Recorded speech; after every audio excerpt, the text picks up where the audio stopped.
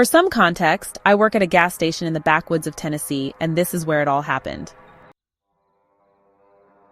Last night, when I clocked in at 8, the store was completely dead.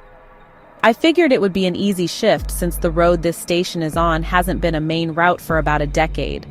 Not since a new freeway was built.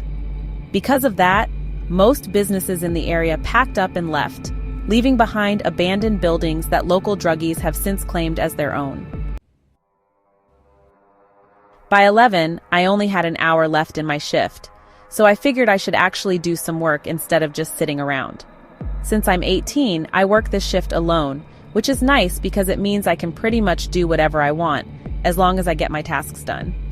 I noticed we were running low on BBQ chips, so I had to grab some from our storage area, which, for some reason, is in the basement.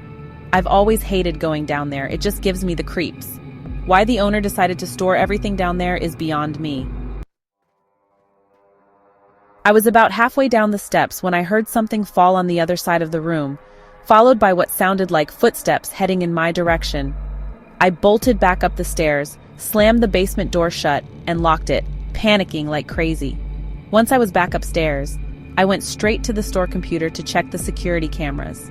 When I switched to the basement feed, I saw a man just standing there, staring directly into the camera with this unsettling grin. His eyes were filled with pure insanity, but he didn't look like the typical junkies that hang around the area.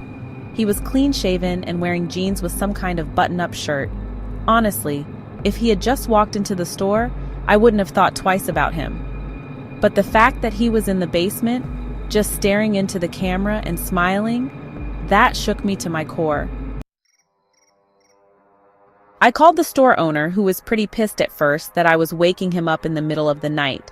But once he heard how freaked out I was, his tone changed.